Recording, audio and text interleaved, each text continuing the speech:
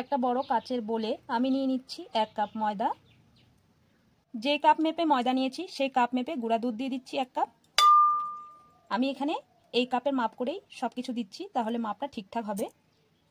Half চামচ দিয়ে দিচ্ছি বেকিং পাউডার, দিয়ে দিচ্ছি 2 চামচ সাদা তেল। এবার খুব ভালো করে সব উপকরণের সঙ্গে আগে মেখে নিতে হবে। একটু ভালো করে মেখে নিয়েছি, এইভাবে মুট করলে খুব সুন্দর মুট হয়ে যাচ্ছে। এবার নর্মাল জল অল্প অল্প দিয়ে আমি খুব সুন্দর একটা ডো রেডি করে নেব। একবারে কিন্তু জলটা দেওয়া যাবে না, তাহলে একবারে জলটা ব্যবহার করলে কিন্তু পাতলা হয়ে যাবে ডোটা।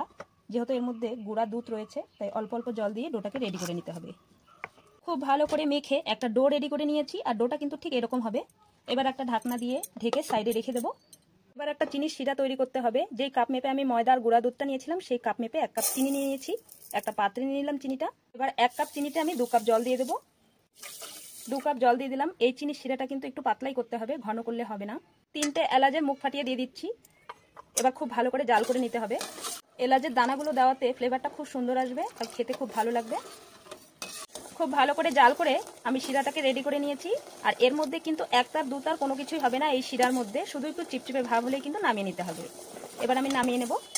এবার ডোটার থেকে লেচিগুলোকে কেটে নেব।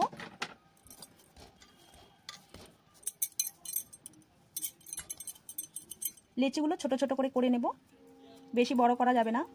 পরে কিন্তু মিষ্টিটা বানানোর পরে কিন্তু অনেকটাই ফুলে যাবে, তাই ছোট ছোট লেচি করে নিতে হবে।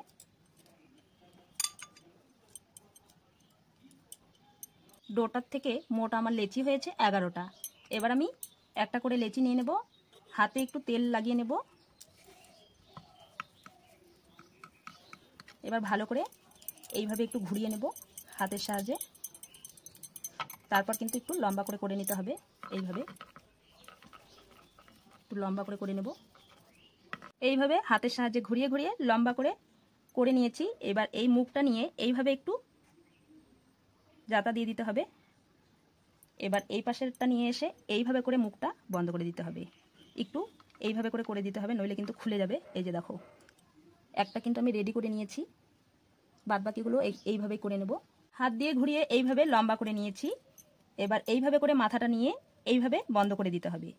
তারপর এই পাশের মাথাটা ধরে এইভাবে এই পাশেরটা এটা কিন্তু পিছনে করে দিতে হবে, পিছনে বন্ধ করতে হবে এটা। এইভাবে করে প্রত্যেকটা আমি জিলাপির শেপ দিয়ে দেব। বাকিগুলো আমি এইভাবে করে নেব। প্রত্যেকটা লেচির থেকে জিলাপির শেপ আমি দিয়ে দিয়েছি। আর দেখো বন্ধুরা কতটা সুন্দর লাগছে, আর প্রতিটা কিন্তু একই রকম হয়েছে। এবার ভেজে নিতে হবে জিলাপিগুলোকে। কড়াইয়ে কিছুটা সাদা তেল দিয়েছি, তেলটা হালকা একেবারেই হালকা একটু গরম হয়েছে। এই সময় কিন্তু জিলাপিগুলোকে দিয়ে দিতে হবে। আর দেখে নিশ্চয়ই বুঝতেই পারছো বন্ধুরা তেলটা কতটা গরম। তেলটা কিন্তু একেবারে গরম করে জিলাপিগুলো ভাজলে কিন্তু হবে না। তেলটা যেন একেবারে একদমই অল্প হালকা একটু গরম হয়ে গেলে পরেই জিলাপিগুলো এইভাবে দিয়ে দিতে হবে। এইবার উপর দিয়ে একটু করে তেল এইভাবে খুন্তির সাহায্যে দিয়ে দিতে হবে। আর এই সময় কিন্তু আঁচ বাড়িয়ে রাখলে হবে না, একেবারে লো ফ্লেমে কিন্তু রেখে দিতে হবে।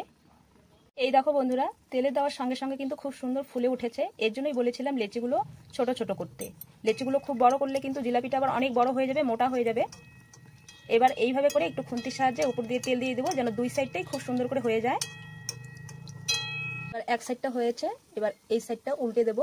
আর দেখো বন্ধুরা কত সুন্দর কালার এসেছে। আর এই সময় কিন্তু গ্যাসের ফ্লেম একেবারে হাইতে রাখা যাবে না, একদম লো ফ্লেমেই কিন্তু জিলাপিগুলোকে ভেজে তুলে নিতে হবে। তাহলে কিন্তু খুব সুন্দর একটা কালার আসবে, আর খুব সুন্দরভাবে কিন্তু হয়েও যাবে জিলাপিগুলো। চলো এবার এইভাবে উল্টে পাল্টে দেবো। উল্টে পাল্টে খুব সুন্দর করে কালার করে আমি ভেজে নিয়েছি। তোমরা যদি চাও বন্ধুরা যে এর থেকে একটু কম কালার করে ভাজবে, তাহলেও কিন্তু ভাজতে পারো। আমি যেহেতু মিষ্টির দোকানের মতো ছানা জিলিপিটা ভাজছি, তাই আমি কিন্তু মিষ্টির দোকানের মতোই কালারটা করলাম।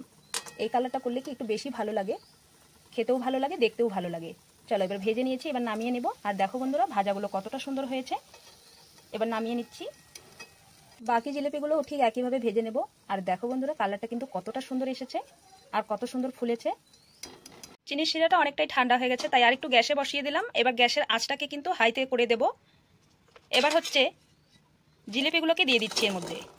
জিলাপিগুলোকে দিয়ে চিনির শিরার সাথে একটু নাড়াচাড়া করে নেব। আর এই সময় কিন্তু গ্যাসের ফ্লেমটাকে হাইতে করে রেখেছি।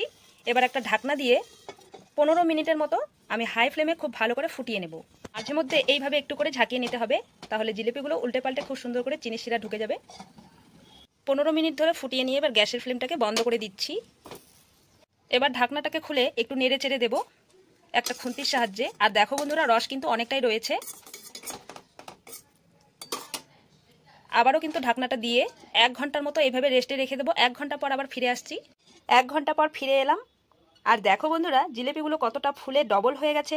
আর চিনির শিরাটাকেও কিন্তু খুব সুন্দর করে টেনে নিয়েছে। দেখলে নিশ্চয়ই তোমরা বুঝতেই পারছো বন্ধুরা। আর কালারটাও কতটা সুন্দর এসেছে। চলো এবার একটা প্লেটে তুলে নিই। জিলেপিগুলোকে প্লেটের মধ্যে সাজিয়ে নিয়েছি। সাজিয়ে নেওয়ার পর জিলেপিগুলোকে জিভে আর জল আটকানো যাচ্ছে না বন্ধুরা, দেখে এতটাই লোভনীয় লাগছে। আর দেখো কালারটা জাস্ট একদম অসম এসেছে, আর কিছু বলার মতো ভাষা নেই। আর দেখো বন্ধুরা, রসটা এতটাই টেনেছে জিলেপিগুলোর মধ্যে। এই যে দেখো কতটা মানে তুলতুল করছে, ধরলেই তুলতুল করছে। এই যে দেখো একদম স্পঞ্জের মতো তুলতুল করছে। ভাবো বন্ধুরা তাহলে খেতে কতটা ভালো হবে। এই দেখো প্রত্যেক কয়টার কালারে কিন্তু একই রকম এসেছে, মানে কোনোটারই 19-20 আসেনি।